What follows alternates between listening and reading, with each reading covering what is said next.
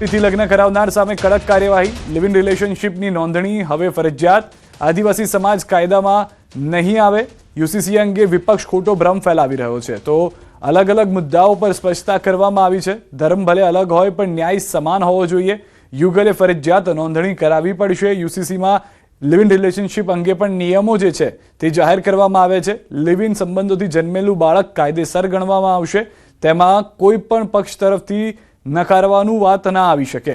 બાળકને તમામ હકો પણ મળશે। લિવ ઇન રિલેશનશીપમાં જે પણ બાળકનું જન્મ થાય છે તેને તમામ હક મળશે। લિવ ઇન રિલેશનશીપ અંગે નોંધણી ન કરાવનારને જેલ તથા દંડની પણ જોગવાઈ કરવામાં આવી છે। જો તમે લિવ ઇનમાં રહો છો અને નોંધણી નથી કરાવતા તો તમને જેલ પણ થઈ શકે છે અને દંડ પણ ભરવો પડશે। મિલકત વારસાને લઈને પણ જે પ્રક્રિયા છે તે સરળ બનાવવામાં આવી છે। મિલકત વહેંચણીને વધુ સરળ બનાવાશે। જે યુસીસી બિલ છે તેની અંદર આ જે નવો પ્રકરણ છે તે પણ નાખવામાં આવ્યું છે। ધર્મ કે જાતિ આધારિત ભેદભાવ નહીં થાય। મિલકત અને વારસાનો જે અધિકાર છે તે તમામ લોકો માટે એક સરખો રહેશે। તમામ ધર્મો માટે સમાન નિયમ લાગુ પડશે। કોઈક ધર્મમાં આમને આપી શકાય આને ના આપી શકાય તેવા જે નિયમો છે તે હવે નહીં રહે।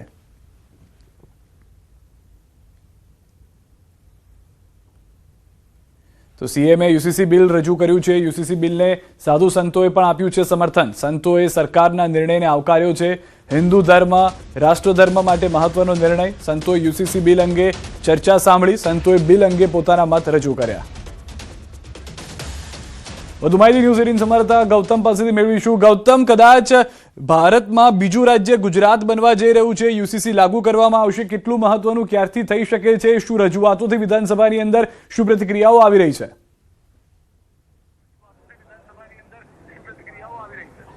જી બિલકુલ, અનેક વખત ભારતીય જનતા પાર્ટીનો ચૂંટણી એજન્ડા જે છે તે રહ્યો હતો અને યુસીસી લાગુ કરશે તે પ્રકારની વાત 2017માં પણ સામે આવતી હતી। 2022ની ચૂંટણી મેનિફેસ્ટોની અંદર ભારતીય જનતા પાર્ટીએ કહ્યું હતું કે યુસીસી લાગુ કરીશું અને હવે આ જે દિવસોની અનેક વખત વાતો થતી હતી તેની ઉપર પૂર્ણવિરામ લાગી ચૂક્યું છે અને આજે વિધિવત રીતે ગૃહની અંદર યુસીસી જે વિધેયક જે છે તેને ગૃહમાં રજૂ કરવામાં આવ્યું છે। મુખ્યમંત્રી ભૂપેન્દ્ર પટેલ દ્વારા આ યુસીસી વિધેયક રજૂ કરવામાં આવ્યું છે। મહત્વનું એ છે કે 2022 બાદ આ જે વિધેયક અંતર્ગત અનેક જે ચર્ચા વિચારણા થઈ હતી, નિવૃત્ત જસ્ટિસ રંજના દેસાઈની અધ્યક્ષતાની કમિટીમાં આ 5 લોકોની કમિટી જે છે તેનું ગઠન કરવામાં આવ્યું હતું। કમિટીએ થોડા દિવસો પહેલા જ જે રિપોર્ટ જે છે તે મુખ્યમંત્રીને સુપ્રત કરવામાં આવ્યો હતો। મુખ્યમંત્રીને રિપોર્ટ સુપ્રત કર્યા બાદ આજે વિધિવત રીતે ગૃહની અંદર આ મુખ્યમંત્રી ભૂપેન્દ્ર પટેલ દ્વારા રજૂ કરવામાં આવ્યું છે। મહત્વનું એ છે કે ગુજરાત સમાન નાગરિક સંહિતા 2026નું બિલ જે છે તે ગણાશે। તે અંતર્ગતની વાત કરીએ તો ગુજરાતના જે 4 ભાગની અંદર આ આખું બિલ જે છે તે વહેંચાયેલું છે। 1 થી 3 જે 2 ભાગ જે છે કુલ 7 પ્રકરણની અંદર આ બિલ જે છે તેને આવરી લેવામાં આવ્યું છે। મહત્વનું એ છે કે 3 અને 4 ભાગ જે છે તેમાં લિવ ઇન રિલેશનની જે વાત જે છે તે દર્શાવવામાં આવી છે। ગુજરાતમાં રહેતા અને ગુજરાત બહાર રહેતા તમામ જે રહેવાસીઓ ગુજરાતની અંદર છે તેમની અંદર આ બિલ જે છે તે આવરી લેશે તે પ્રકારની વાત છે। લગ્ન છૂટાછેડા સહિતની બાબતોની વાત જે છે તે આ બિલની અંતર્ગતની ચર્ચા કરવામાં આવી છે। મહત્વનું એ છે કે મુખ્યમંત્રી ભૂપેન્દ્ર પટેલ દ્વારા આ બિલ અંતર્ગત વિવિધ બાબતો જે છે તેને છણાવટપૂર્વક ગૃહની અંદર રજૂ કરવામાં આવી હતી। ત્યારબાદ કોંગ્રેસમાંથી અમિત ચાવડા હોય, શૈલેષ પરમાર હોય, તેમણે પોતાના પક્ષો જે છે તે ગૃહની અંદર આપ્યા હતા। ત્યારબાદની વાત કરીએ તો રમણલાલ વોરા જે છે તેમણે પણ શાસક પક્ષ તરફથી આ બિલ અંતર્ગતના સમર્થન અંતર્ગતની વાત જે છે તે કરવામાં આવી હતી। યુસીસી કાયદો લાગુ કર્યા બાદ લગ્ન કર્યાના 1 વર્ષમાં છૂટાછેડાની અરજી કરી શકાશે તે પ્રકારની પણ આ જોગવાઈ જે છે તે આ બિલની અંદર કરવામાં આવી છે, મૂકવામાં આવી છે। સમાન નાગરિક સંહિતા અમલની અંદર છૂટાછેડા નોંધણી કરાવવી પણ ફરજિયાત રહેશે તે પ્રકારનું પણ આ બિલની અંદર પ્રાવધાન કરવામાં આવ્યું છે, જોગવાઈ કરવામાં આવી છે। એટલે કે જે વાતો થતી હતી, ભારતીય જનતા પાર્ટીનો મેનિફેસ્ટો હતો અને તેને આજે ગૃહની અંદર રજૂ કરવામાં આવ્યો છે અને તે અંતર્ગતની ચર્ચા હાલ તો ગૃહમાં ચાલી રહી છે। મહત્વનું એ છે કે આજે સાધુ સંતો હોય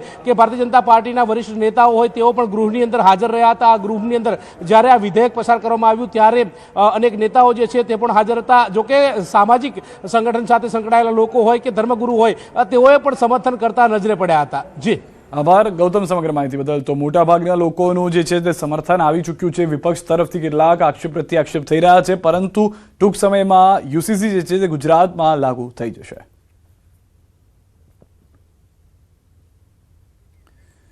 આ તરફ સીએમએ યુસીસી બિલ કર્યું છે રજૂ। યુસીસી બિલને લઈને સાધુ સંતોએ પણ પોતાનું સમર્થન આપ્યું છે અને તેઓએ પણ પોતાના જે મંતવ્ય છે તે રજૂ કર્યા હતા।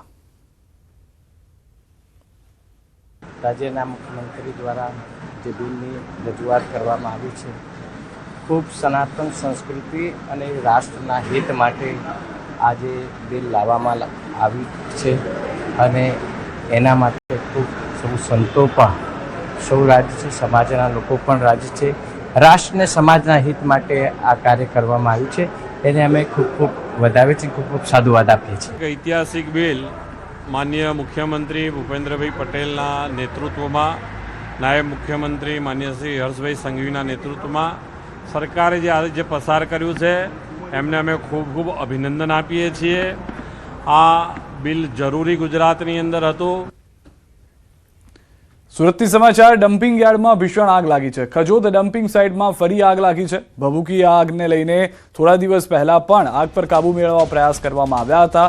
હાલમાં આગ પર કાબુ મેળવવામાં ફાયર વિભાગને 3 થી 4 દિવસ લાગ્યા હોવાની જાણકારી છે. જ્યારે ત્યારે આગ લાગી હતી ત્યારે 3 થી 4 દિવસનો સમય થઈ ગયો હતો. ડમ્પિંગ યાર્ડમાં લાગેલી આગના ધુમાડા દૂર દૂર સુધી દેખાઈ રહ્યા છે. 8 જેટલા ફાયર ફાઇટર ઘટના સ્થળે ડમ્પિંગ યાર્ડમાં છે.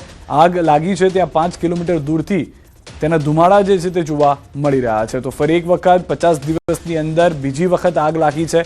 એક્સક્લુઝિવ દ્રશ્યો આપ જોઈ રહ્યા છો. ડમ્પિંગ સાઇટમાં આગ લાગવાને કારણે દૂર દૂરથી ધુમાડાના ગોટે ગોટા જે છે તે જોવા મળી રહ્યા છે. અંદાજિત 4 થી 5 કિલોમીટર દૂર હોવા છતાં પણ લોકોને આના ધુમાડા જે છે તે જોવા મળી રહ્યા છે. કેટલાક વિસ્તારમાં તો આ ધુમાડા વાદળ સ્વરૂપે આવી ગયા હોય તે પ્રમાણેના પણ સ્થાનિકો તરફથી જાણકારી આપવામાં આવી રહી છે. ખજોદ ડમ્પિંગ યાર્ડની અંદર આ બીજી વખતની જે આગ છે છેલ્લા 50 દિવસની, તેને લઈને લોકોની ચિંતા વધી ગઈ છે. કારણ કે વારંવાર પ્રદૂષણને લઈને સામનો કરવો પડી રહ્યો છે. સ્વાસ્થ્ય પર તેની અસર પડી રહી છે. આ પહેલા જ્યારે આગ લાગી હતી ત્યારે પણ વધુ દિવસો જે લાગી ગયા હતા આગને કાબૂમાં લેવા માટે. કારણ કે કેટલાક વિસ્તારોની અંદર જે આખું ડમ્પિંગ સાઇટ છે ત્યાં આગળ આગ પર કાબૂ મેળવવા માટે પાણી છાંટવામાં આવે છે. પાણી છાંટ્યા બાદ થોડા સમયમાં ફરી એક વખત આગ પ્રજ્વલિત થઈ જાય છે. જેટલો સામાન લાગતો હતો કે હવે કાબૂમાં છે આગને કારણે તે ફરી પ્રજ્વલિત થઈ જાય છે.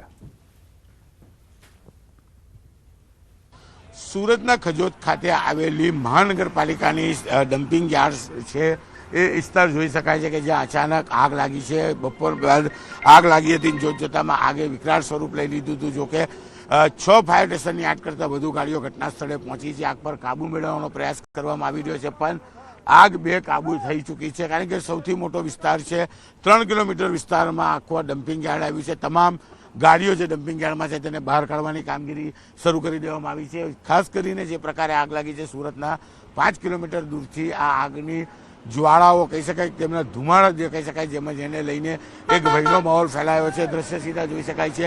આ ડમ્પિંગ યાર્ડની તમામ ગાડીઓને બહાર કાઢવાની કામગીરી શરૂ કરી છે. ફાયરની 8 કરતાં વધુ ગાડીઓ અલગ અલગ જગ્યા પરથી પાણીનો મારો કરી રહી છે, પણ આગ કાબૂમાં આવતી નથી. કહી શકાય કે કચરા કૌભાંડને લઈને મહાનગરપાલિકામાં થોડા દિવસ પહેલા વિવાદ શરૂ થયો હતો અને આ વિવાદ થયા બાદ અહીંયા આગ લાગી હતી. 3 દિવસ કરતાં વધુ સમય લાગ્યો હતો આગ પર કાબુ મેળવતા. ફાયર વિભાગ સતત આગ પર કાબુ મેળવવાનો પ્રયાસ કરી રહી હતી. કારણ કે જે ડમ્પિંગ સાઇટ છે તેની બાજુમાંથી મેટ્રો અને તેની બાજુમાં ડાયમંડ બુશ આવેલું છે અને જે પ્રકારે કાળા ધુમાડા છે તે ઉપર જઈ રહ્યા છે. એટલે કે આ વિસ્તાર કહી શકાય કે એરપોર્ટ ઓથોરિટીમાં આવતો તેની મોટાભાગની ફ્લાઇટો પસાર થતી હોય. એટલે કે સૌથી મોટી સમસ્યા એરપોર્ટને થાય એવી છે, જેને લઈને ફાયર વિભાગે પાણીનો મારો શરૂ કર્યો છે. પણ કહી શકાય ડમ્પિંગ યાર્ડમાં કપડુંથી લઈ પ્લાસ્ટિકને કચરો એટલી હદે છે કે આગ પર કાબુ મેળવવા ફાયર વિભાગ માટે મુશ્કેલ છે. દ્રશ્ય સીધા જોઈ શકાય છે કે જે જગ્યા પરથી ગાડીઓ આવી રહી છે ત્યાં આગ લાગી છે, ત્યાં પાણી મારી રહ્યા છે, તો બીજી બાજુનો છેડો છે કે જ્યાં આગ લાગી રહી છે. એટલે કે કે બાજુ પાણી મારવું તે ફાયર વિભાગને સમજવું મુશ્કેલ પડી રહ્યું છે. અને જે ધુમાડા છે તે કાળા ધુમાડા કેટલી ઊંચાઈ સુધી પહોંચ્યા છે. સમગ્ર વિસ્તારમાં એક ડરનો માહોલ છે. સુરત શહેરમાં જે પ્રકારે ધુમાડા દેખાઈ રહ્યા છે, એટલે કે 5-7 કિલોમીટર દૂરથી દેખાઈ રહેલા ધુમાડાને લઈને લોકોમાં ડરનો માહોલ છે. કહી શકાય કે કચરા કૌભાંડ બાદ મહાનગરની આજ કચરાની ડમ્પિંગ સાઇટ ઉપર આગ લાગી હતી. 3 દિવસ જેટલો સમય લાગ્યો હતો આગ પર કાબુ મેળવતા અને ફરી એક વખત આજે આગ લાગી છે ત્યારે જોવાનું રહ્યું આગ ક્યારે કાબુમાં આવે છે. સતત ફાયરની ગાડીઓ અહીંયા આવી રહી છે, પાણીનો મારો કરી રહી છે, પણ છેલ્લા 2 કલાકથી આગ પર કાબુ મેળવવાની કોઈ પણ શક્યતા દેખાતી નથી. કહી શકાય જાણકારોની વાત માનીએ તો આગ પર કાબુ મેળવતા ફાયર વિભાગને 2 થી 3 દિવસનો સમય લાગશે. જોકે કોઈ જાનહાનિ નથી, પણ જે કચરો છે ખૂબ જ મોટી માત્રામાં છે. જ્યાં સુધી કચરો સળગી નહીં જાય ત્યાં સુધી આગ પર કાબુ મેળવવું ફાયર વિભાગ માટે પણ સૌથી મોટી કસરત છે. કેમેરામેન જીગર ગુગલ સાથે કીર્તેશ પટેલ, ન્યૂઝ 18 ગુજરાતી, સુરત.